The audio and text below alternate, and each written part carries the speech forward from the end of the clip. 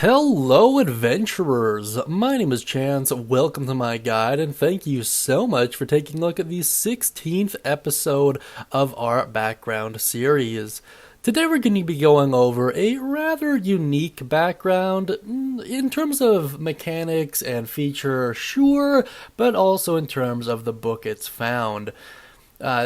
Today we're going to be going over the Faceless background, which is found in the Baldur's Gate Descent into Invernicus, which is rather interesting because the Baldur's Gate Descent into Invernicus player module has a lot of background tweaks.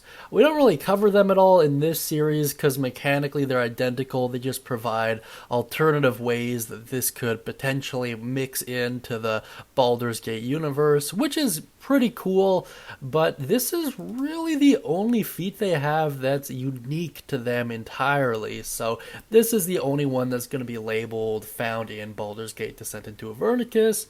That's kind of the story behind it, but it is really cool. So, without further ado, let's take a quick look at its description here. Being who you are, you could never be a hero. Whether due to your class, your people, your family, or your sins, something about you prevents you from effectively pursuing the path you've chosen.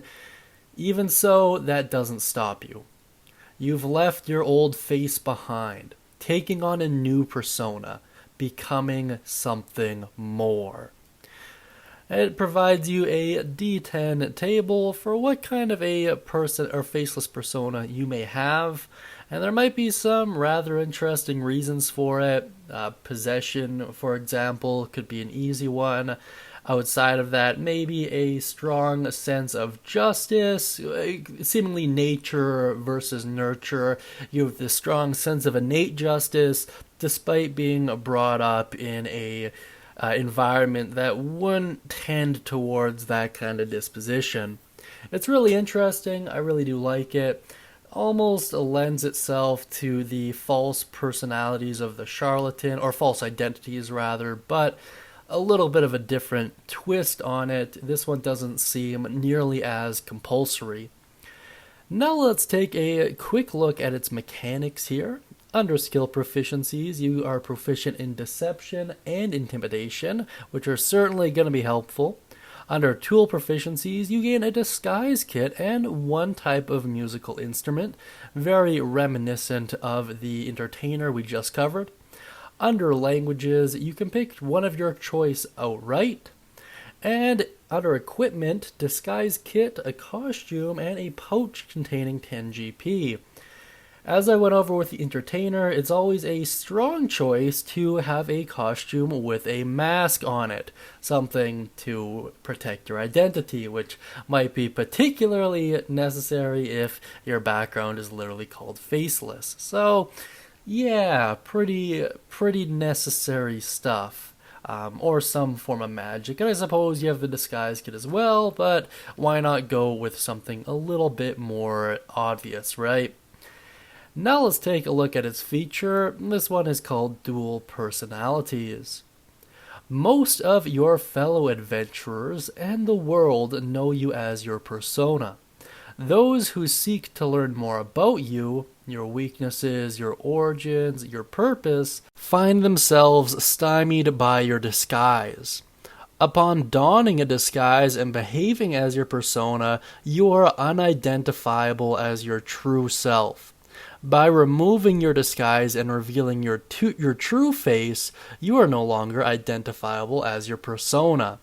This allows you to change appearances between your two personalities as often as you wish, using one to hide the other or serve as convenient camouflage. However, should someone recognize the connection between your persona and your true self, your deception might lose its effectiveness. Now this is really interesting because a lot of it plays into the origin story of your particular character. If you are being possessed by a long dead relative or maybe even a demonic presence, this feature reads a little bit differently and has some rather interesting implications.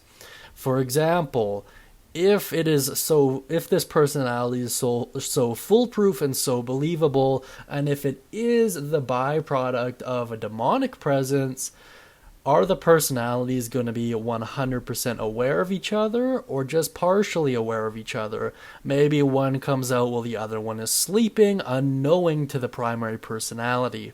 There's a lot of really interesting things you could do with this that, although some might be suboptimal, it would be rather interesting and provide another dimension of the character as a whole. Maybe due to childhood trauma, your dual personality is the person you wish you could be without having all the pressures of society placed on you, and your day-to-day is spent kind of suppressing that. However, in moments of weakness, or perhaps in rage or in high emotional tension, you slip and let that secondary personality out. There really is a lot you can do with this, and the sky really is the limit. I think it's really incredible and really impressive. Now let's move on to some suggested characteristics. For the personality trait, I went with, I sleep just as much as I need to and on an unusual schedule. For ideal, I went with confusion. Deception is a weapon. Strike from where your foes won't expect, and that will take you towards the chaotic element.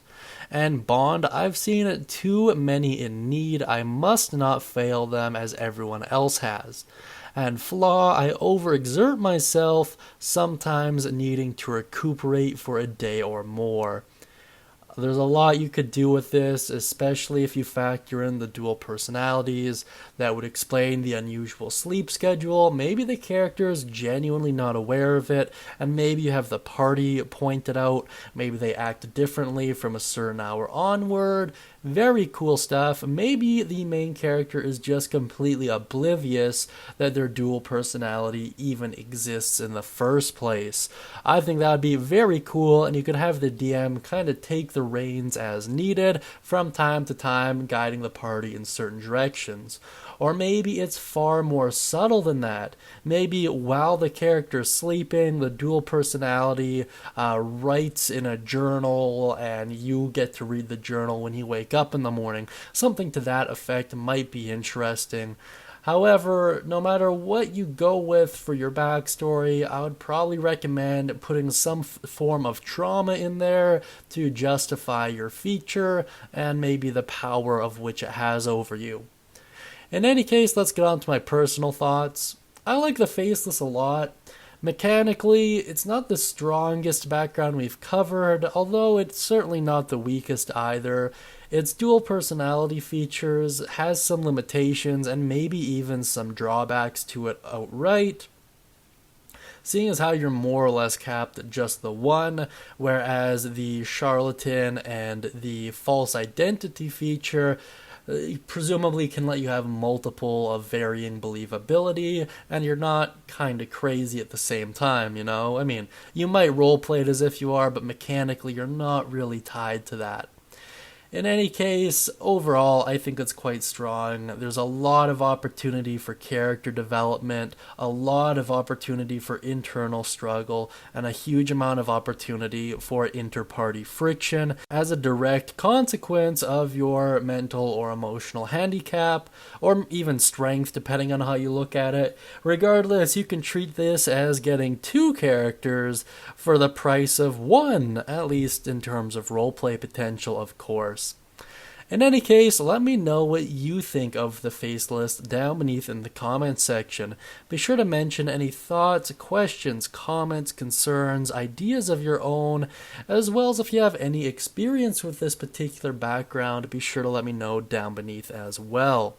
And if you'd like to get your hands on a free one-shot, please do check out the Guildhall, links down beneath in the description, and just use code WELCOME upon checking out, and you'll get it for free.